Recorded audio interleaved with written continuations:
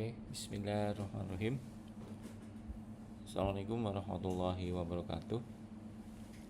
Baik rekan-rekan semua, jadi kita mulai untuk materi web 3. Ini adalah pertemuan ke-10. Nah, di pertemuan 10 ini kita akan bahas mengenai Ionic pada platform Android dan aplikasi terintegrasi. Untuk prosesnya ini untuk di perkuliahan di pertemuan 10 ini nanti pokok bahasannya adalah Ionic pada platform Android, native API, kemudian plugin dan aplikasi terintegrasi, pendekatan learning by doing gitu ya. Nah, ini ada beberapa tujuan pembelajaran.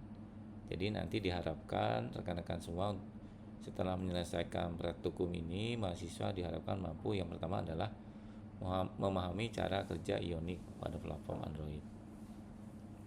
Nah, berikutnya adalah melakukan instalasi dan konfigurasi Android Development Environment. Kemudian mengintegrasikan native API dan plugin ke dalam aplikasi Ionic. Nah, berikutnya adalah mengakses data dari REST API eksternal. Kemudian membuat aplikasi Ionic menjadi file APK. Kemudian menjalankan aplikasi di perangkat Android nyata atau emulator. Yang ketujuh nanti adalah memahami proses debugging aplikasi mobile. Yang kedelapan membuat aplikasi terintegrasi dengan fitur native. Nah, ini ada beberapa persyaratan ya. Nah, nanti persyaratan praktikumnya ini diharapkan rekan-rekan sudah menyelesaikan web 1 yaitu di pertemuan ke-6. Nah, berikutnya adalah memahami Ionic Framework dan Vue.js ya. Kemudian memiliki komputer dengan spesifikasi ya minimal RAM 8 GB lah. Disarankan sih 16, kemudian storage kosongnya 20 GB, kemudian sistem operasi Windows 10, macOS atau Linux gitu ya.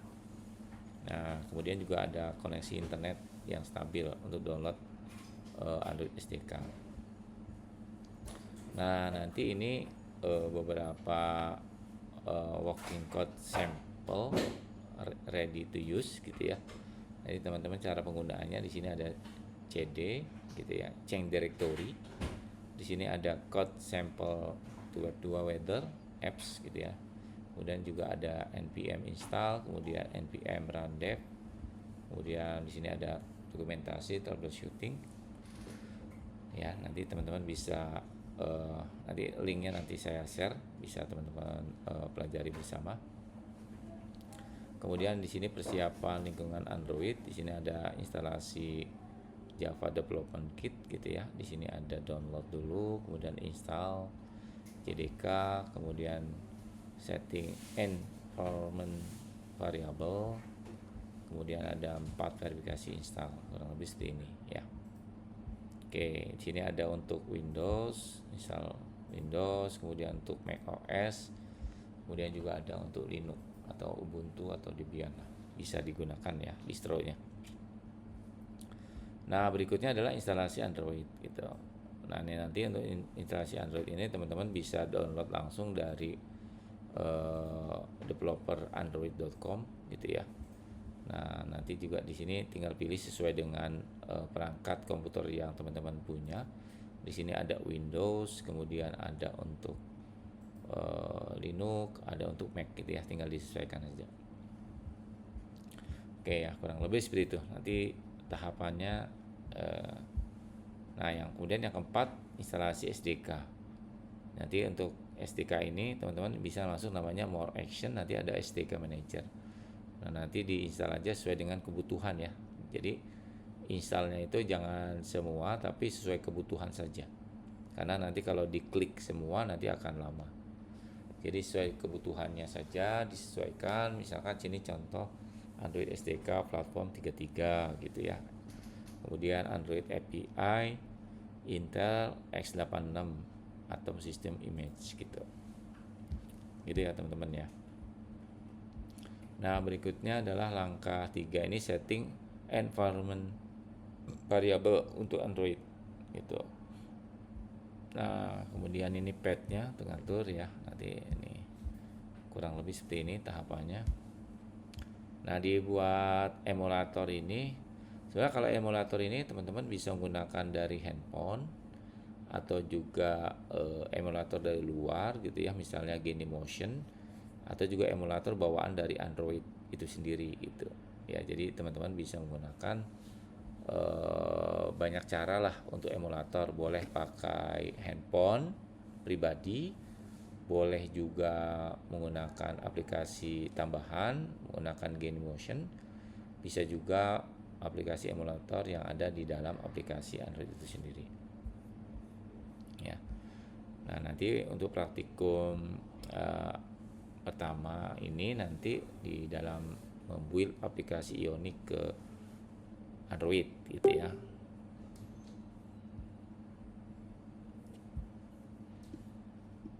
Oke. Nah, jadi nanti di sini ada untuk buildnya ya, nanti bisa teman-teman coba ya di sini. Kemudian juga ada di sini ada contoh buat update fit config TS-nya gitu ya, silahkan dicoba. Kemudian sini ada menampakkan platform Android gitu ya. Jadi Ionic Integration Enable Capacitor gitu ya. Kemudian langkah kedua itu membuka project di Android Studio gitu ya. Membuka project Android Studio. Jadi silahkan di sini. Kemudian apa lagi ya? Ya kurang lebih ini strukturnya, kurang lebih di struktur Androidnya itu ada apps, ada source, ada main gitu ya. Nanti main itu berisi ada aset, Java, REST sama Android Manifest. Kemudian ada build Gradle, ada build Gradle. Nanti untuk build Gradle ini untuk menyimpan library gitu ya. Kemudian jalankan emulator. Nah, ini kurang lebih seperti ini. Oke. Nah, nanti untuk langkah 4-nya build APK. Gitu ya. Build APK nanti build with bundle, nanti APK, nanti build APK gitu ya. Nah, kemudian sini kita lihat.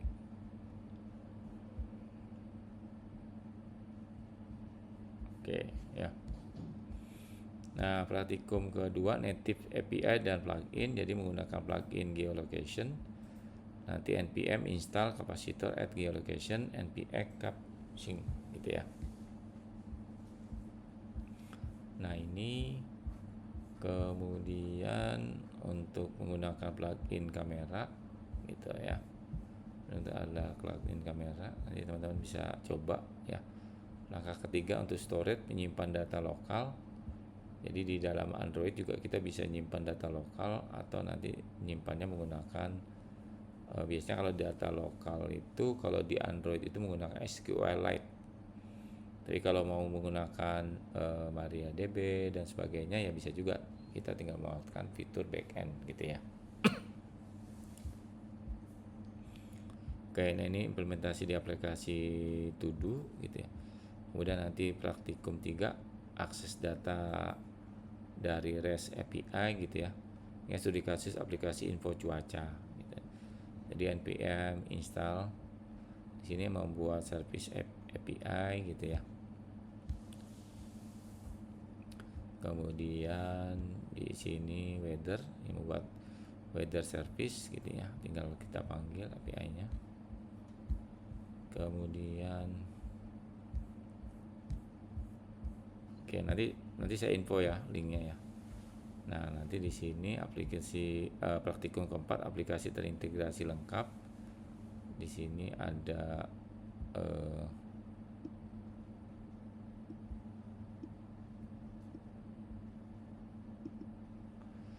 ada mail daily, apps, ada home, to-do list, weather, location, sama profile. Gitu ya, ini halaman loginnya. Kemudian langkah 2 dashboard.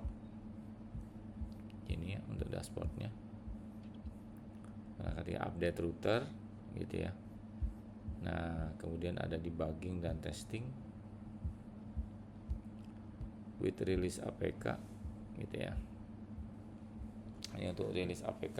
Nah, yang ketiga nih build release gitu ya.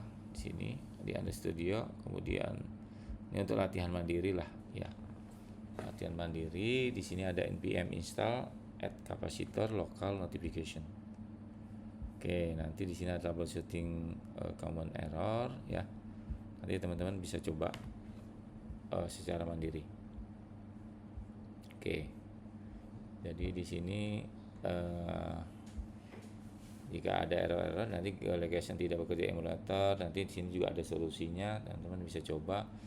Kemudian error 6, kamera tidak bekerja di emulator kayak gitu ya. Kemudian graduating file nanti tinggal dicek di Android Studio-nya. Kemudian Java Noset-nya juga nanti ada keterangan di sini. Nah, ini untuk port 5173 harus di use, itu solusinya gimana. Ini juga dijelaskan juga. Gitu ya, teman-teman ya. Oke, ini rangkuman. Di sini juga ada rangkuman ya. Rangkuman ada Android Development Environment. Di sini ada install SDDK, set environment variable, membuat dan mengelola APD. Kemudian di sini ada build Android apps gitu ya, ada native plugin, ada REST API integration, ada aplikasi terintegrasi. Nah, ini referensinya. Nah, kurang lebih seperti itu ya. Nah, nanti untuk perbaikan-perbaikannya nanti sudah juga dilampirkan gitu ya. Ini ada perbaikan, update dan improvement. Oke ya. Oke, nanti di sini ada ditambahkan langkah 0, tambahkan section troubleshoot, working code sampel tersedia. Nah, nanti untuk mengalami masa mengikuti tutorial ini gunakan working code sample gitu ya. Oke, nah ini kurang lebih seperti ini.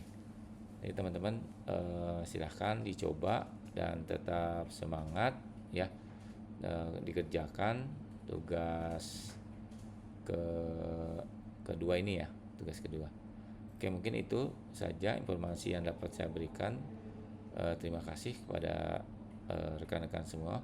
Wabillahi taufiq wal hidayah. Assalamualaikum warahmatullahi wabarakatuh. Oke, terima kasih semuanya.